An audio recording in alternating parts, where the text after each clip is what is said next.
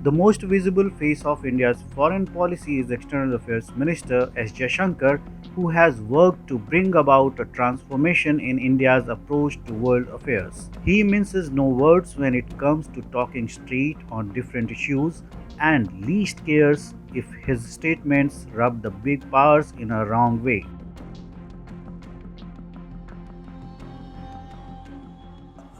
I could take a view that the individual in question, Mr. Soros, is a old, rich, opinionated person sitting in New York who still thinks that his views should determine how the entire world works. Now, if I could only stop at old, rich and opinionated, I would put it away. But he is old, rich, opinionated and dangerous, because what happens is when such people and such views and such organizations, they actually invest resources in shaping narratives. I spoke about globalization. Now, what globalization does is it actually creates lot of the seamlessness of globalization, which creates all the opportunities, also allows narratives to be shaped, money to come in, foundations to go about their agenda. Now, in this particular case, it is very clear that he has very strong political preferences. He actually thinks that, doesn't matter that this is a country of 1.4 billion people, we are almost there, whose voters decide how the country should run.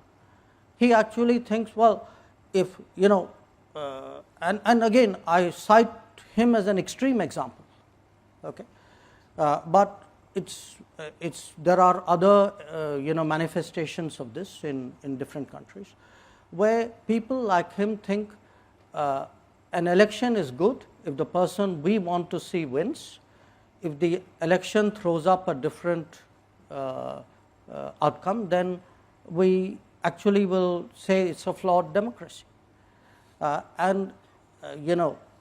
This to my and the beauty is all this is done under the pretense of advocacy of open society, of transparency, etc. Okay. The first question on the UN. Look, what has happened is the UN, because it was invented 77 years ago, it no longer reflects the reality of the world. It's a bit like a company. If the shareholding has changed, but the management has not, you can see the problems. So there is shareholder activism. The shareholders, the new shareholders or the additional shareholders want fairer management, and the old guys don't want to let go. That's the bottom line. No? So this tussle is not going to be easily resolved. But what I can say is, with each passing day, the pressures are building. I accept your point that we need to get our narrative across, and that is exactly what we are trying to do in foreign policy. But I also put it to you sometimes that I feel that I'm talking to an audience which is deliberately deaf, that they do not want to hear sometimes, they do not want to absorb sometimes. That and there is a very strong bias. Let's be frank about it. Newspapers, there are newspapers, I don't want to go into names, who will publish something absolutely ridiculous on one side, and you say, okay, I want to counter it. They say, no, hang on a moment, I'm busy doing a fact check on what you are saying.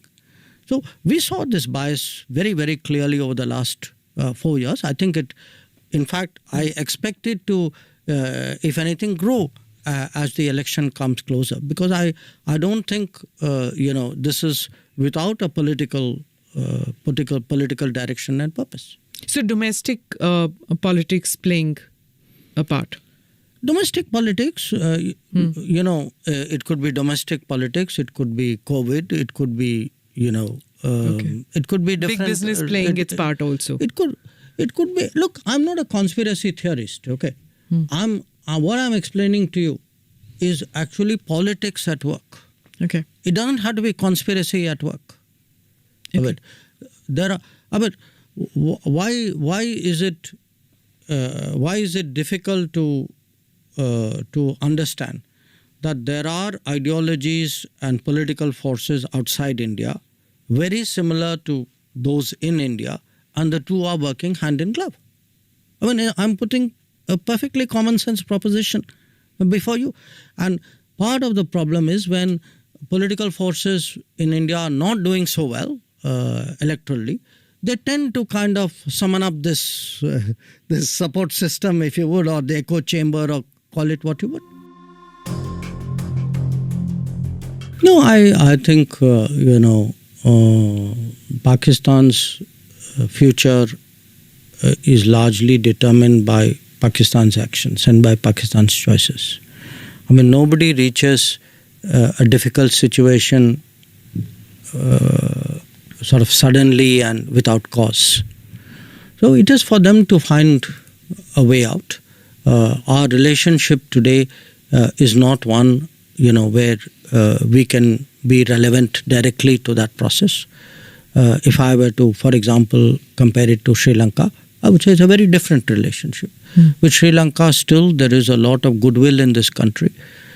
There's naturally a neighbor's concerns and worry, but there's also a feeling, look, we have to help them to get through this. Tomorrow, if something happens to some other neighbor, that would be the case as well. But what the sentiment in this country is about Pakistan? Is because the West has a bad habit for a long time of commenting on other people. Okay, they somehow think it's some kind of God-given right, and I think they will have to learn only by experience that if you keep doing this, other people will also start commenting, and they will not like it when that happens. But I can see it happen.